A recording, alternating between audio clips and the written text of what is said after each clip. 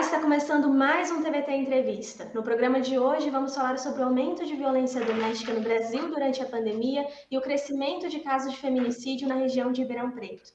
Em 2018, 8 mulheres foram vítimas de feminicídio. 3 anos depois, o número quadruplicou. 26 mulheres foram vítimas do crime. O ciclo de violência contra a mulher até chegar no feminicídio se inicia no abuso psicológico. A misoginia tem entre seus recursos a violência física e a psicológica. Em 2021, a pesquisa do IBGE descobriu que os homicídios dentro de casa são mais frequentes com mulheres. O Instituto detalhou que mais de 30% dos homicídios com mulheres ocorre dentro do seio familiar, contra 11% em vítimas do sexo masculino. Segundo uma pesquisa do Datafolha, uma em cada 4 mulheres acima de 16 anos foi vítima de violência no primeiro ano de pandemia no Brasil. Para discutir sobre o ciclo de violência contra a mulher e o aumento do número de casos, tanto de feminicídio quanto de violência doméstica, convidamos o professor coordenador do Grupo de Pesquisa Observatório de Violência e Práticas Exemplares da USP de Ribeirão, Sérgio Codato. Seja bem-vindo, agradecemos a sua presença. Eu é que agradeço, João. Muito obrigado. Mas antes de iniciarmos nossa entrevista, vamos ver qual a opinião dos jovens sobre o assunto. Você conhece alguma mulher que já sofreu violência doméstica? Não. Conheço algumas pessoas. Na realidade eu conheço até várias pessoas, várias amigas que já sofreram algum tipo de violência doméstica dentro de casa. Bom, eu conheço sim, uma amiga minha já sofreu violência doméstica, ela sofreu do namorado dela e sofreu durante muito tempo. Conheço, infelizmente eu conheço uma amiga minha que ela se mudou recentemente, ela sofreu bastante durante 2 anos e ela não admitia isso, portanto que a mãe dela acabou chegando um dia na casa, viu o que realmente estava acontecendo, porque ela chegava nos rolês que a gente fazia toda cheia de hematoma e ela falava que caía, e a gente percebia que era mentira porque ela só chorava, a gente ficou com medo dela entrar em depressão, até porque ela acabou depois entrando em depressão. Uma amiga minha que ela tinha um namorado muito abusivo, tipo, não posso sair com meus amigos, que nem a gente se conhece desde a 5ª série mais ou menos, e o namorado dela tinha muito ciúme da gente, tipo, a ponto de brigar com ela, essas coisas. E você acredita que as leis atuais, elas conseguem proteger as mulheres nessa situação? Até que um pouco sim, um pouco não, porque vai muito da pessoa de ter a coragem de ir lá denunciar, porque às vezes acaba denunciando, como já teve casos de pessoas que eu conheço que denunciou e acabou apanhando mais. Eu acho que não, acho que tem muito que melhorar. Em alguns casos ela até seja suficiente, mas eu acho que a forma da denúncia podia, de certa forma, ser um pouco, abranger um pouco mais, porque eu acho que elas têm medo de denunciar e o cara descobrir e aí depois fazer alguma coisa com ela e fazer alguma coisa com a família dela. Creio que a lei ainda ela não é tão favorável junto com as mulheres. Eu acho que não é o suficiente, que ela tem que melhorar bastante, principalmente na privacidade da mulher, porque quando a mulher vai a uma delegacia, vai atrás de prestar queixa, a privacidade dela acaba praticamente. Como acabamos de ver, existe uma sensação por parte da população que a violência sofrida por mulheres não tem consequências. Como esse sentimento de desamparo afeta o ciclo de violência doméstica? Bom, pelo que nós pudemos observar, antigamente, a violência contra a mulher era algo naturalizado, né? Havia até um chavão que dizia que em briga de marido e mulher não se mete a colher, né? Mas em função, principalmente, do aumento da violência e de casos, principalmente, de óbitos, então começou-se a dar maior visibilidade ao fenômeno, mais mulheres começaram a ser encorajadas a denunciar esse tipo de violência, e com essa visibilidade, então, nós pudemos perceber melhor as consequências da violência contra a mulher, né? Em primeiro lugar, essa violência cotidiana, ela acaba afetando tanto a parte física, quanto a autoestima, a autoimagem, consequentemente, a relação dessas mulheres com o mundo, né? Pesquisadores que entrevistaram mulheres que sofreram com os pais violentos e depois escolheram companheiros violentos, né? Foram perguntadas, mas por que, né, você teve um pai violento, por que você escolheu, né, justamente um companheiro violento? Muitas delas responderam o seguinte: eu nasci para sofrer, né? Quer dizer, a concepção dessas mulheres é que elas nasceram predestinadas a sofrer, né? Uma outra consequência grave, né, nesse problema é a questão da impunidade do agressor, né?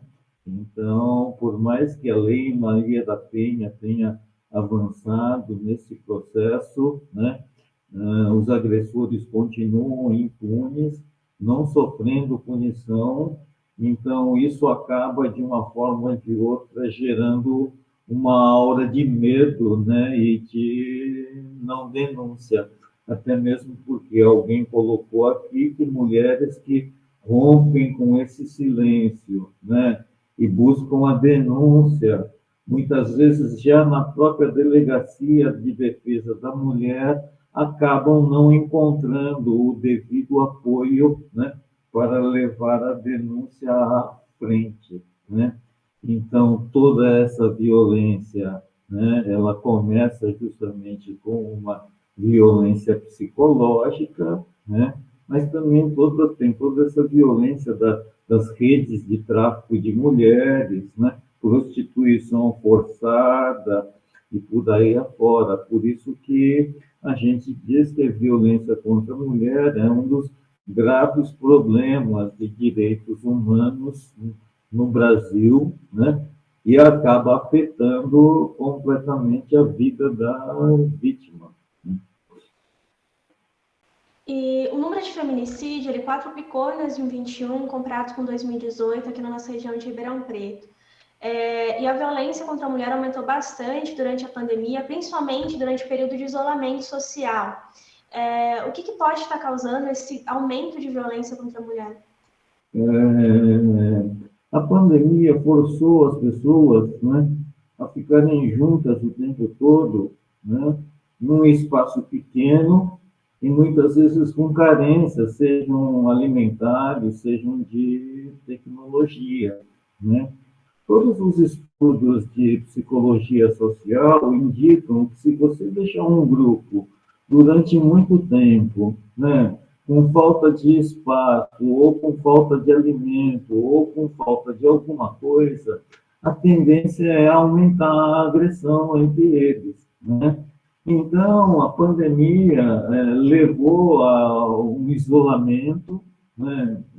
Casais e famílias tiveram que conviver o tempo todo, né, tendo como um pano de fundo, isso estou falando, né, de uma carência, uma miséria, tanto material quanto espiritual, né?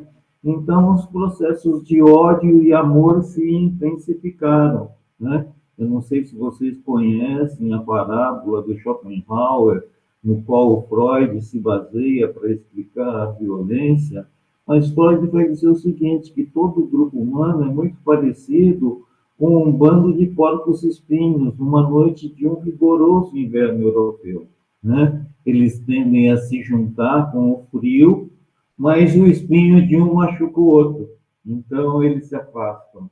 Aí vem o frio, então eles se juntam, afastam, até que se encontra uma distância ótima, onde um aquece o outro e não existe troca de espinhos, apesar que essa distância ótima é muito complicada, né? Em segundo lugar, durante a pandemia, nós observamos isso nas escolas, né? As crianças deixaram de conviver entre elas com os professores, né? Mesmo no trabalho, né? O que nós percebemos? Que a interação social ela é basicamente fundamental para a construção do nosso processo civilizatório, né? Então, quer dizer, o processo civilizatório ele é construído com base nisso, na relação com o outro, no respeito às regras, né? E assim por diante, e isso deixou de existir. Então, é como se nós tivéssemos tido uma regressão da civilização à barbárie durante esse processo, né? Quer dizer, as professoras estão se queixando nas escolas de que os alunos, em 2 anos sem convivência social, vieram meio brutalizados, né? Vieram meio que como bichos que não sabem conviver, né? Então, a pandemia intensificou todos esses processos, né? Tendo como pano de fundo isso, uma carência, né? Material, espiritual, afetiva. Isso, então, aumentou não só a violência psicológica, mas também a violência física, os estupros e também os feminicídios, né? Aumentando o número de mulheres mortas. E quais são os sinais que uma pessoa que está passando por violência psicológica dá? Os sinais de uma pessoa que sofre a violência cotidiana, né, são as mesmas que um habitante da favela da Rocinha, por exemplo, de uma favela violenta do Rio de Janeiro apresentariam, né?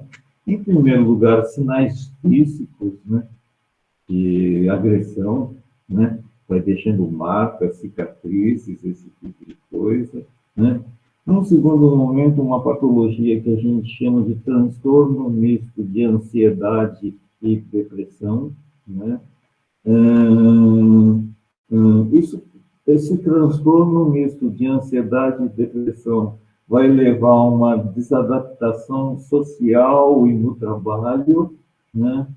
Então, a pessoa vai se sentindo cada vez mais deprimida e isso pode acabar levando ao que a gente chama de ideação suicida, né?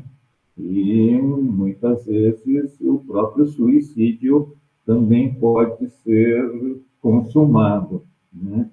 Então, os sinais, né, de que a pessoa está sofrendo violência vão desde, né, o aspecto físico, né, ao aspecto psicológico da depressão, né, esse tipo de coisa, uma adaptação à sociedade, ao trabalho, aos amigos, né, e, finalmente, uma não vontade de querer viver mais. Sérgio, no Brasil, a maior parte da violência contra a mulher ocorre dentro de casa. Cerca de 60% dos casos acontecem dentro do seio familiar, de acordo com a pesquisa que foi feita pelo Instituto de Segurança Pública.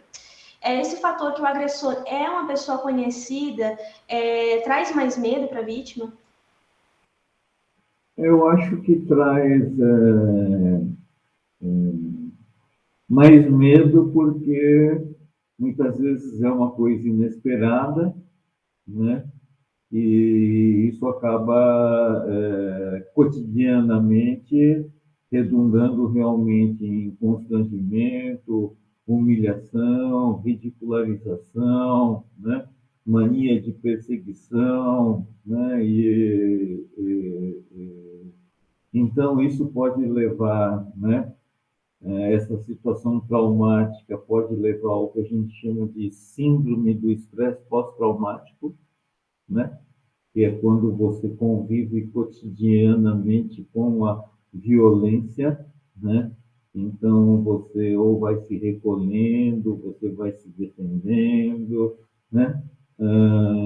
Pode evoluir também para o chamado síndrome do pânico, né? Onde basicamente a pessoa, né, se sente ameaçada, né, e como se a morte estivesse muito próxima, né? Para a pessoa sofrer todo dia e continuar junto com o sujeito, muito provavelmente ela tem que desenvolver uma estrutura que a gente chama de sadomasoquista, né? Quer dizer, tem prazer tanto em sofrer quanto em agredir o outro, né?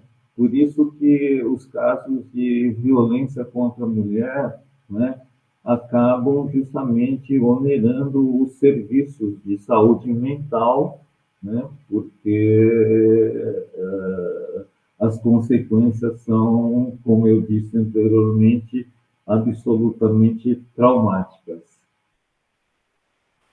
E qual a importância de procurar um psicólogo nesses casos de trauma? Na nossa vida, né, nós vamos tendo uma série de vivências negativas, algumas podem redundar em traumas, ou seja, em ficar fixadas ali, né, e absorvendo a energia da pessoa. Então, né, toda a energia que poderia ser investida no presente ou no futuro acaba sendo investida no passado nessa situação traumática, né? Então, o trauma é um fenômeno incompleto. O psicólogo, a vítima não quer recordar o episódio traumático, né? Ela resiste contra o episódio traumático, só que ele aparece, né, na forma de sonhos ou na forma de flashbacks, né? Então, as formas de terapia são as mais variadas, né? Mas a simples exposição do trauma já é o primeiro passo no sentido da sua superação, né? Com relação aos casos de mulheres que sofrem violência cotidiana, né, e não conseguem romper com isso, geralmente a mulher que consegue sair dessa situação é porque sempre recorreu a alguma ajuda externa, né? A mulher sozinha não consegue sair dessa situação. Ou é um assistente social que consegue acompanhar, ou algum membro da família, ou alguém de uma rede de proteção, né? Isso implica não só no empoderamento da mulher, mas também, vamos dizer assim, no empoderamento econômico, já que essa mulher muitas vezes é dependente economicamente do agressor, né? A mulher muitas vezes consegue realizar a denúncia, né? Ela tem que sair de casa, como vocês mesmo ouviram aí nas entrevistas, né? Ela oferece a denúncia e muitas vezes a violência pode se agravar dentro de casa, né? Então tem esse problema das casas-abrigo, né? E de toda a infraestrutura de proteção a essas pessoas. E Sérgio, você acredita que tem alguma medida socioeducativa que possa ajudar nessa realidade, a diminuir esses casos de violência doméstica? Bom, teve uma vez que na Delegacia de Defesa da Mulher, um grupo de psicólogos e advogados resolveu fazer um grupo de agressores, né? E eles mandavam um convite em nome da delegacia, né?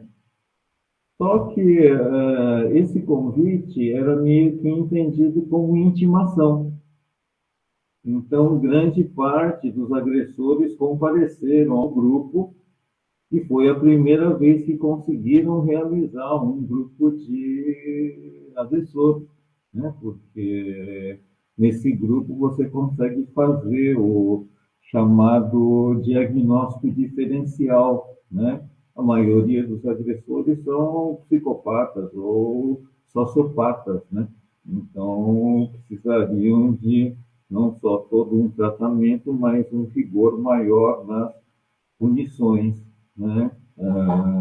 Se entende também que teria que haver um maior rigor, né, nas punições, então, e também grupos estimulados não só para agressores, mas também grupos, né, voltados para mulheres vítimas de violência, né, já que a questão da profissionalização, né, então todo o trabalho com artesanato, com arte-terapia, né, seria importante de ser desenvolvido com vítimas de violência, né? Eu entendo também que a questão de gênero deveria ser atacada diretamente nas escolas, né? Tanto no ensino fundamental quanto médio, né? Porque é lá que começam as raízes, as bases, né? De toda essa questão da violência de gênero, né? Como vocês colocaram, o feminicídio aumentou muito no Brasil, né? Então, essa questão da relação entre o homem e a mulher também teria que ser, de uma forma ou de outra, não só problematizada, mas parece que a Lei Maria da Penha teria que ser não só formulada, mas executada no papel, né? E talvez melhorada, né? Se percebeu também que mulheres negras com baixa escolaridade são a maioria das vítimas de violência. Então, isso mostra, né, que os grupos de maior vulnerabilidade social seriam aqueles que teriam que ser protegidos, né? Queria também falar da violência institucional, ou seja, tanto o assédio moral quanto o assédio sexual que as mulheres sofrem na situação de trabalho, né? Nós temos na USP um núcleo de pesquisas em assédio moral e violência, né? E muitas vezes o superior hierárquico assedia sexualmente e, quando é mal sucedido, acaba assediando moralmente, né? Gostaria também de lembrar que mulheres lésbicas e mulheres bissexuais sofrem todo tipo de violência em função de sua orientação sexual, né?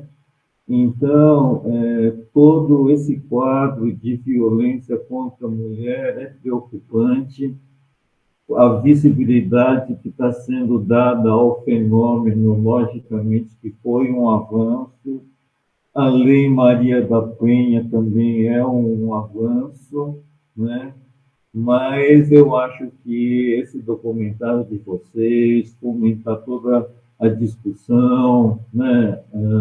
A gente tem que tentar, assim como na violência, na homofobia, na violência étnica, né? Transformar a questão da violência contra a mulher em algo absolutamente, né, inadequado, desprezível, e a gente mostrar que toda mulher tem direito a não sofrer agressão e ter acesso principalmente aos serviços da rede de proteção. É bom a gente lembrar, como o Sérgio disse, que o fim da violência se inicia com a denúncia e a procura de ajuda psicológica. Nosso programa fica por aqui. Muito obrigada, Sérgio, pela oportunidade de conversar com a gente sobre violência contra a mulher. Eu é que agradeço o convite e espero que a discussão esteja lançada, né, e comecemos todo um processo de multiplicação de uma cultura de paz. Muito obrigada, Sérgio, por ter aceitado o convite. Valeu. Muito obrigada, Sérgio. Tchau, tchau. Tchau, o TVT fica por aqui. Até o próximo programa.